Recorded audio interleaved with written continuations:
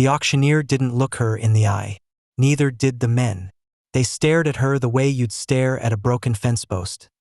Curious how it came to ruin, not curious enough to fix it. Her hands were bound in front of her, bare feet in the dirt, hair chopped ragged, dress more a sack than fabric. And still she stood upright, proud in the only way a person could be after losing everything. "Startin' at $1, the auctioneer muttered, voice cracking like it didn't want to be heard. Nobody moved. Then a laugh, low, bitter. Warren Briggs stepped forward, boots caked in river mud and tobacco spit glistening on his lip. "I'll give you $1, he said. "For the spectacle." The men behind him chuckled. One slapped his thigh. The girl didn't flinch. Auctioneer nodded once, almost ashamed. "Sold."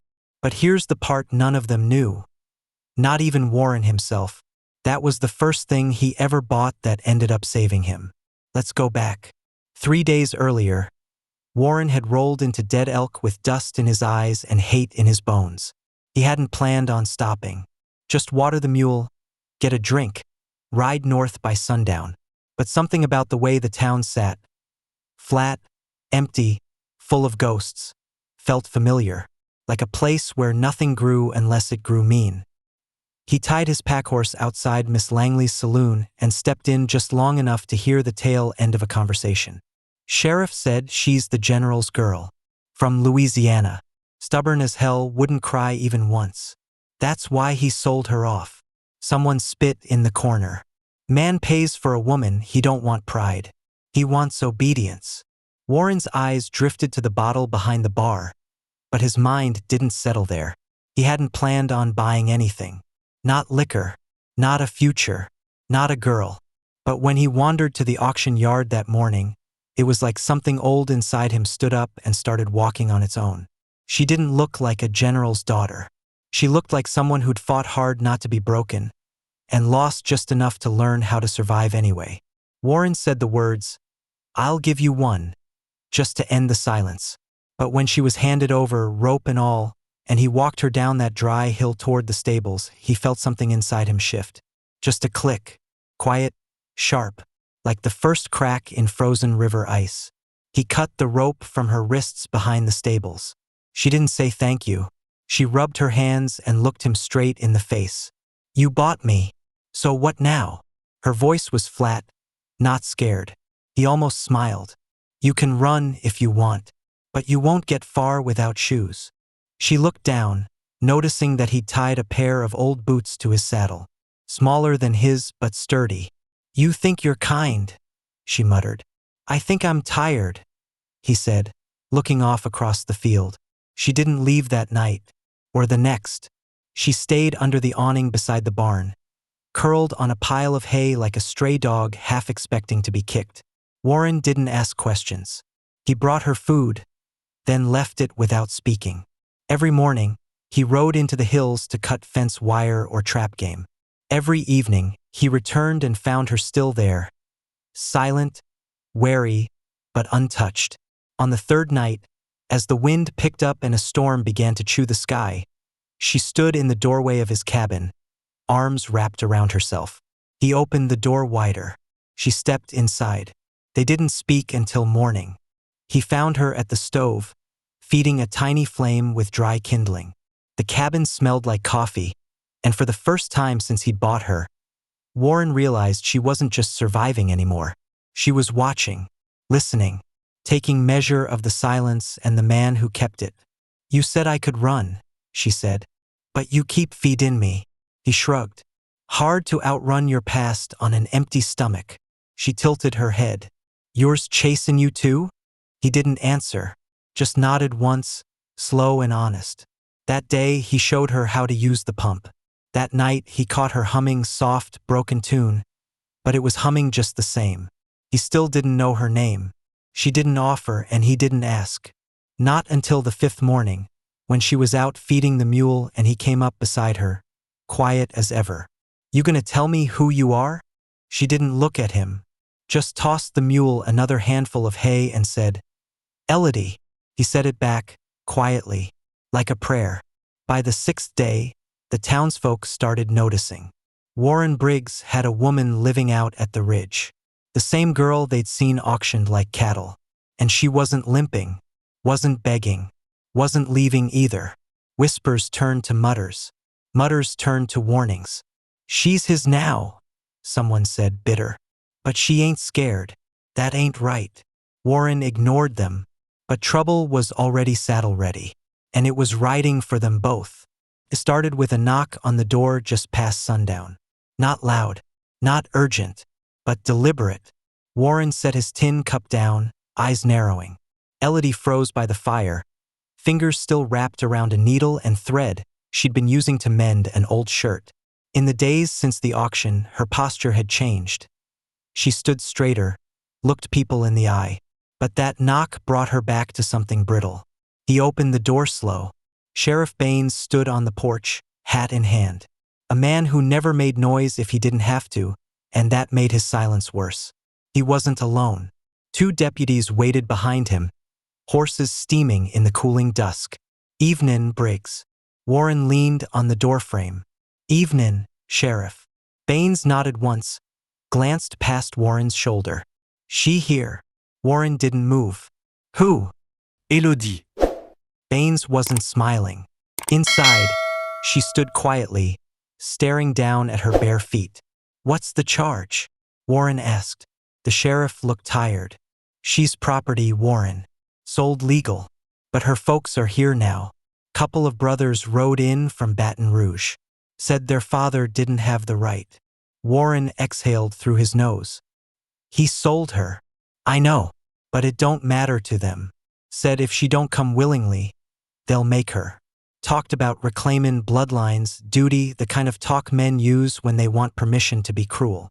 Warren's voice dropped. "And you came to what? Hand her over." "I came because I don't want this to turn ugly. I've seen enough ugliness. I figured maybe you'd want to talk to her. See what she wants." Warren turned his head slowly. She was already standing behind him. "I heard," she said. Her voice didn't tremble, but her eyes, they held something Warren hadn't seen since that first night, a quiet readiness to disappear. Baines stepped back, gave her room to choose. Elodie stepped forward, chin high, hair pinned back like she wanted to look respectable when facing her ruin. "Tell them," she said. Warren raised an eyebrow.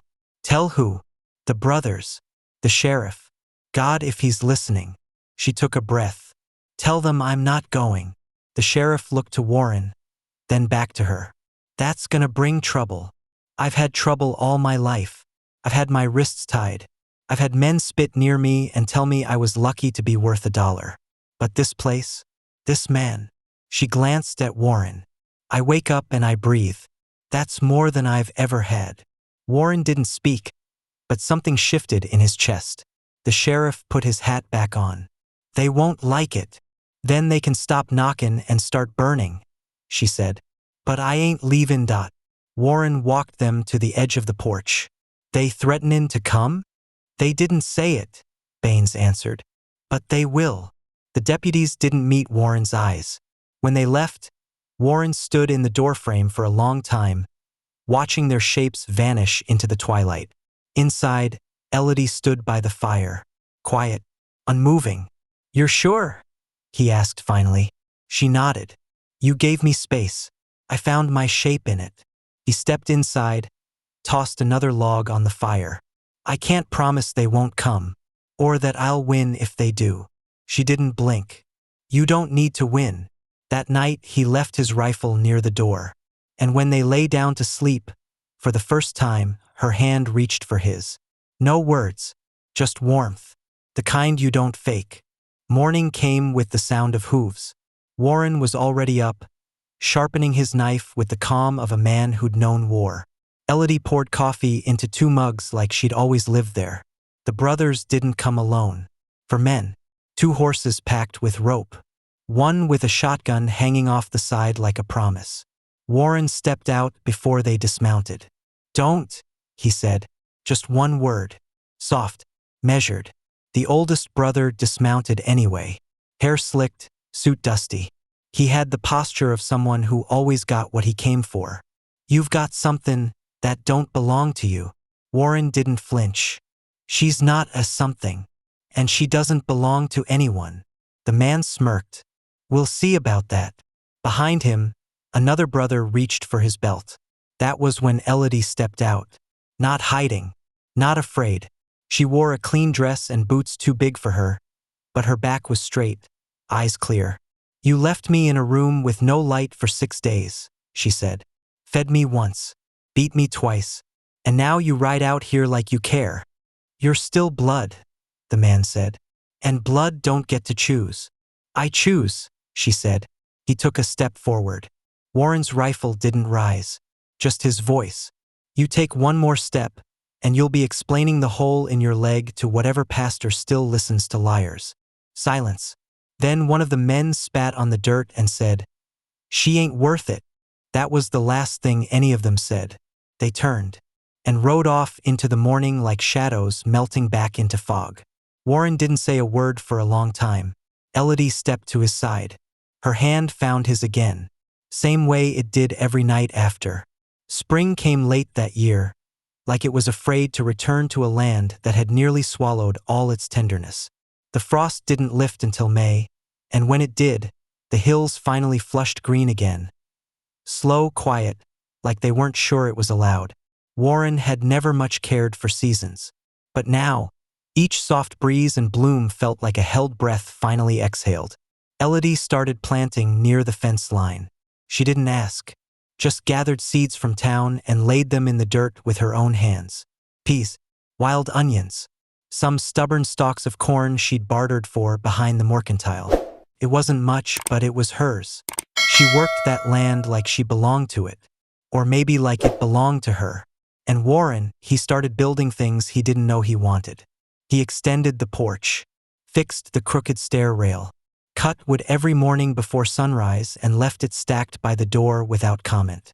She'd wake to see it there, same as the coffee he started brewing with 2 mugs instead of 1. They didn't speak about love, not outright, not in the way the world expected, but it lived between them in gestures. A slice of bread buttered before the other sat down, a quilt pulled tighter when one turned in the night. Still, the town hadn't forgotten, and the town hadn't forgiven. When they went into Dry Branch, people stopped talking. Some didn't even try to be subtle. She's nothing but bought property. One woman hissed to her friend near the fabric stall. She was humiliated. Don't mean she should be handed a life like nothing ever happened. A shopkeep muttered just loud enough for Warren to hear.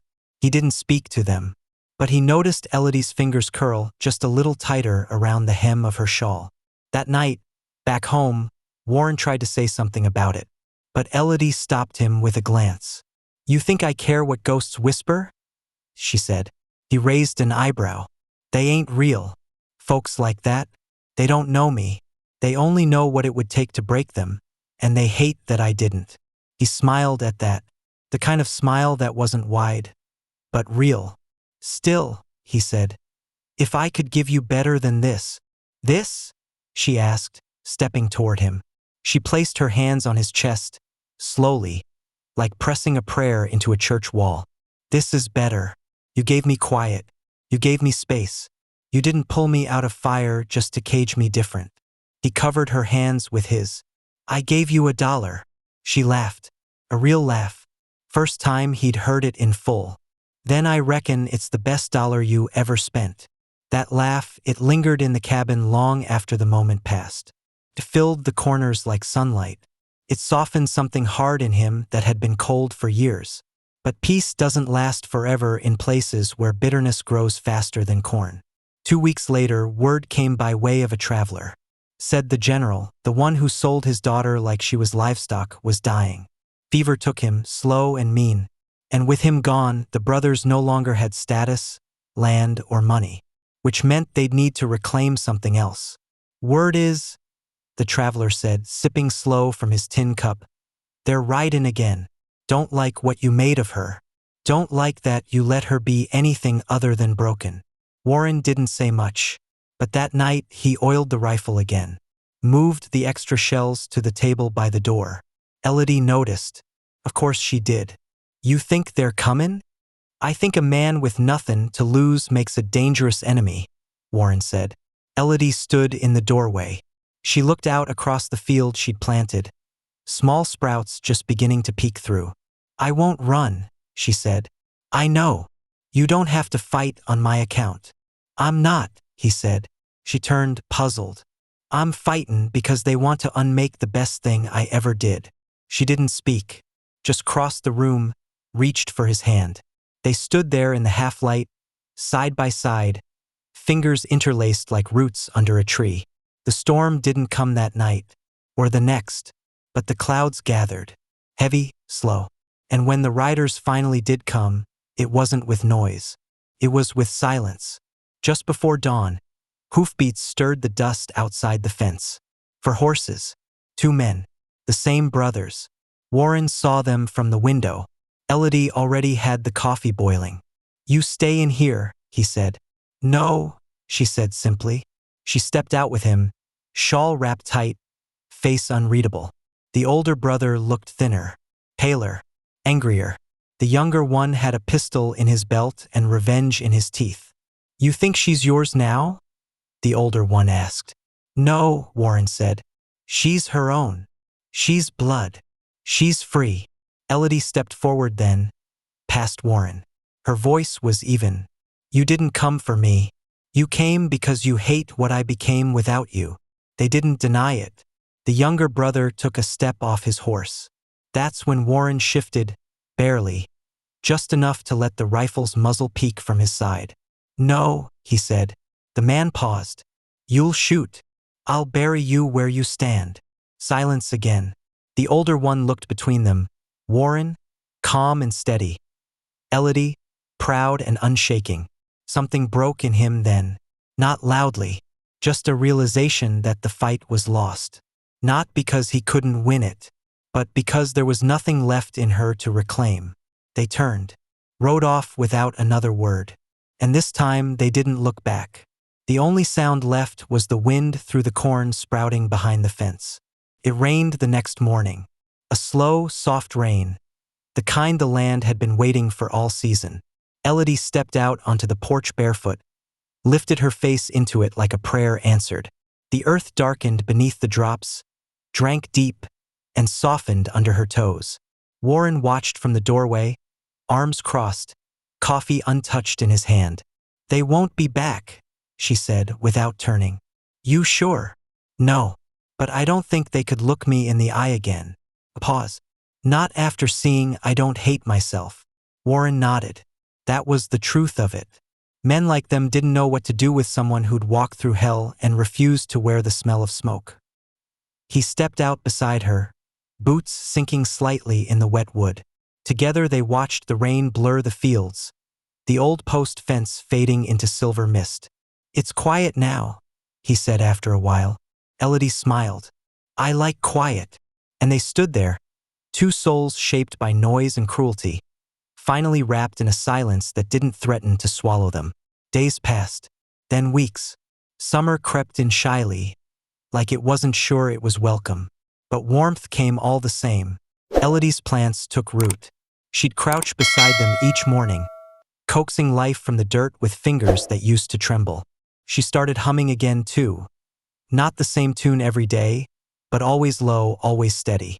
Like something inside her had finally decided to stay. One afternoon, as the sun stretched long over the hills, Warren rode into town alone. Not because he didn't want her there, but because she'd asked for a day to herself, to paint, to breathe, to feel normal. He trusted her like he trusted his own hands. In Dry Branch, things had changed. Folks still stared, sure, but the whispers had softened. Time does that. Or maybe people just got tired of holding on to judgment that no longer served them. Sheriff Baines tipped his hat as Warren passed. Still livin' up there in peace? He asked. Warren gave a nod. As close to peace as I ever come. The sheriff chuckled. Good. You earned it. At the mercantile, Warren bought sugar, 2 lengths of cloth, and a tiny tin of red paint Elodie had admired once but hadn't thought she deserved.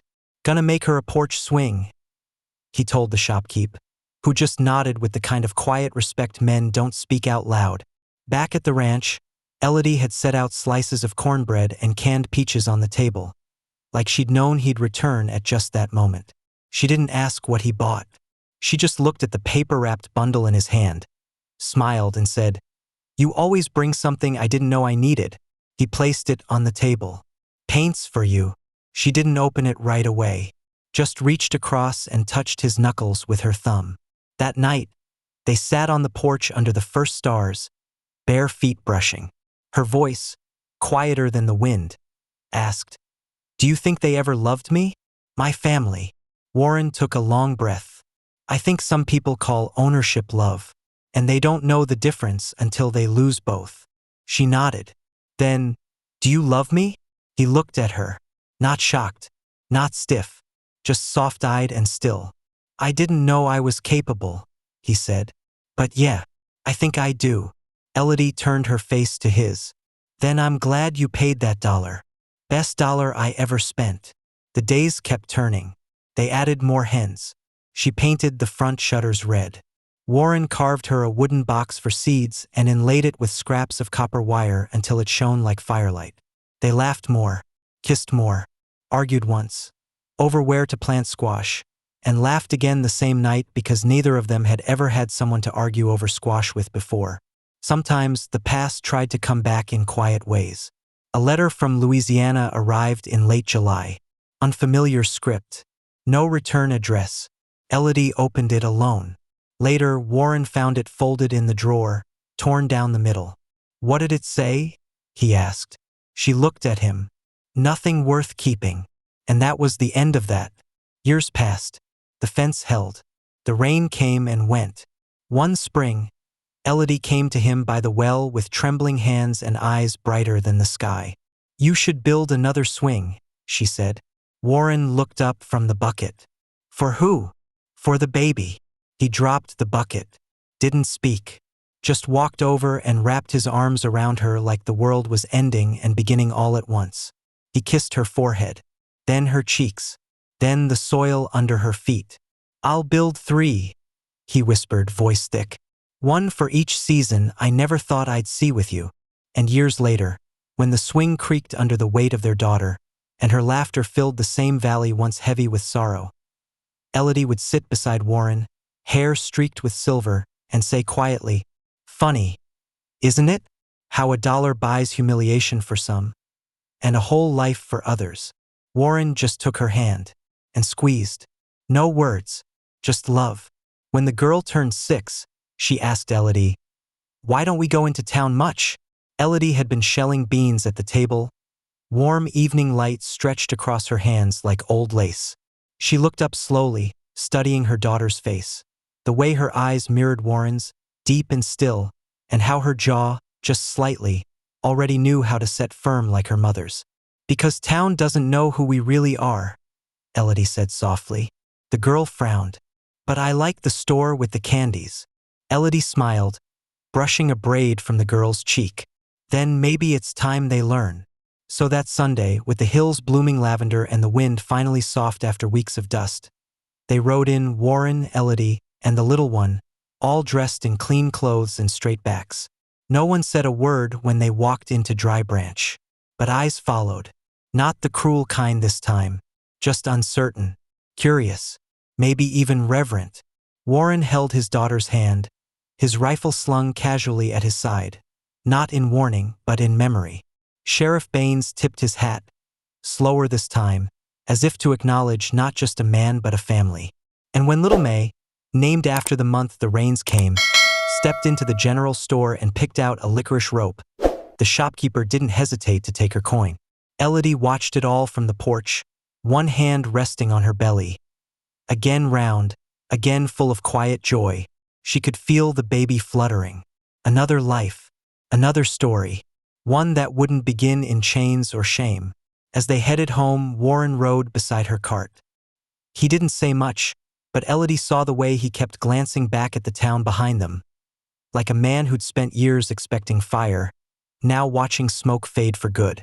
At the cabin, Elodie lit a lantern and sat by the fire while May dozed curled like a fawn nearby. Warren joined her, tired in the bones but easy in the breath. She leaned her head on his shoulder. "Do you still think about that day? The auction? She nodded. Every damn day, he said. There was no shame in it now. Only awe. Elodie smiled, eyes distant. I used to think it was the worst moment of my life. He turned to her, waiting. But I think maybe, she said, it was just the end of one life, and the start of another. Warren kissed her temple, then her cheek, then her lips. Slow, certain. No urgency anymore, just presence. You saved me too, he said into her skin. Outside, the crickets started singing low, and the moon rose over the ridge, fat and pale like a second sun waiting its turn. Years would pass. More children, more corn in the field. The porch swing would creak beneath their growing weight, sometimes holding laughter, sometimes tears, always holding them. And when Warren's hair had gone gray and Elodie's hands were lined with the kind of stories only labor and time can write, their children, now grown, would ask how it all started, how this love began. And Elodie would always answer the same way, with a smile soft and knowing. He bought me for $1. A pause. Then, touching her husband's hand. But he never treated me like I came with a price. And Warren? He'd just nod. Eyes full, heart fuller, and let the silence carry the rest. The last snow of the season came unexpected. It blanketed the ridge quietly in the night, soft and white as flour, laying over fence posts, wagon wheels, the rusted horseshoe nailed above the cabin door. By morning, the world outside had gone still. Every noise muffled, every step a hush. Inside, the fire crackled low, and the scent of warm bread lingered in the kitchen. Elodie sat by the window, a quilt draped over her knees, watching their youngest Ruth trace her finger across the foggy pane. She says the snow's the sky trying to touch us, Warren murmured behind her, voice slow with age. Elodie turned her head, smiling. She says that because you told her. He chuckled, hand brushing the doorway as he stepped in. He walked slower now, knees stiff, shoulders sloped like a man who'd spent more years lifting others than protecting himself. But there was still steel in his gaze, still something unbroken.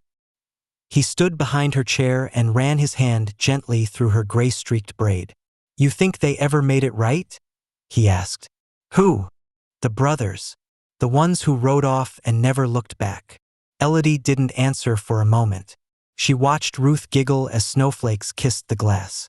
I think some men spend their whole lives haunted by what they couldn't control, she said. But I don't waste prayers on shadows anymore. Warren nodded and leaned down to kiss the top of her head. There'd been no more threats after that last visit years ago. No riders, no letters, no more reminders of the life Elodie had once been forced to flee. The land had become their world. Seasons marked by harvests, birthdays, new quilts, old songs. And Warren? He never once stopped loving her like he didn't deserve her. Their children, May, John, Ruth, grew up hearing the story in pieces.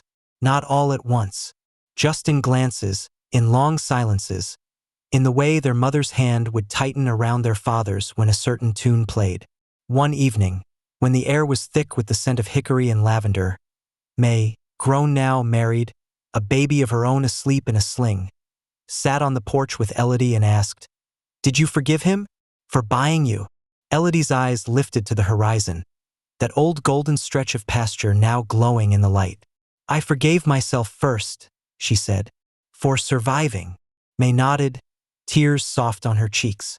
And your father? She asked. Elodie smiled then, wide and free. He never bought me. He freed me. He just didn't know it yet. Inside, Warren was building a toy cradle out of pine for Ruth's doll. His hands shook more now, but the craft still lived in them. He could hear the quiet voices outside, the laughter, the crack of the rocking chair. The life he'd built with a woman he once believed he'd broken. And when he stepped out to join them, wrapped in his coat, cheeks red from the stove heat, he paused in the doorway. Elodie looked up, saw the way he lingered. Everything all right? She asked. Warren nodded. Just looking at everything I never thought I'd be lucky enough to deserve. He stepped down onto the porch and took her hand. Snow still fell, lighter now, slow as ash. And in the silence, the house stood tall behind them, The swing creaked gently with wind, and the land, this stubborn, hard-earned land, watched over them like a secret finally kept. $1. That's what it had started with. But what they'd built, you couldn't price in coin. You could only live it.